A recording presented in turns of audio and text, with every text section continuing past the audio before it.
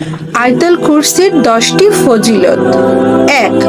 জিন শয়তান থেকে সুরক্ষা।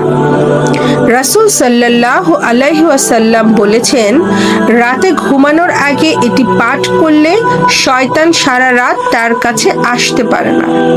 2. জান্নাতের নিশ্চয়তা। যে ব্যক্তি প্রতি ফরজ নামাজের পর আয়াতুল কুরসি পড়বে, তার জান্নাতে যাওয়ার পথে একমাত্র বাধা হলো মৃত্যু। 3. আল্লাহর পক্ষ থেকে প্রহরী। এটি পাঠ করলে পাঠকারীর জন্য আল্লাহর পক্ষ থেকে একজন ফেরেশতা নিযুক্ত করা হয়, যে তাকে সব ধরনের অনিষ্ট থেকে পাহারা দেয়। 4. ঘরে বরকত ও নিরাপত্তা। ঘরে প্রবেশের সময় এটি পাঠ করলে জিন ও শয়তান ঘর থেকে বেরিয়ে যায় এবং অনিষ্ট থেকে নিরাপদে থাকা যায়। 5. কোরআনের সর্বশ্রেষ্ঠ আয়াত।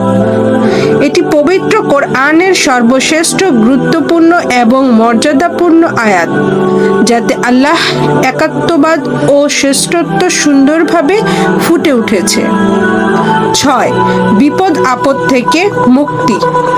কঠিন বিপদের সময় এটি পাঠ করলে আল্লাহ তাআলা সাহায্য করেন এবং দুশ্চিন্তা লাঘব করেন। 7. স্মৃতিশক্তি বৃদ্ধি। কোন আলেমরা বলেন, নিয়মিত এটা পাঠ করলে মনের প্রশান্তি ও স্মৃতিশক্তি বৃদ্ধিতে সহায়তা হয়। 8. অভাব দূর হওয়া। নিয়মিত সকাল ও রাতে এটি পাঠ করলে সংসারের অভাব অনটন দূর হয় এবং রিজিকে বরকত আসে।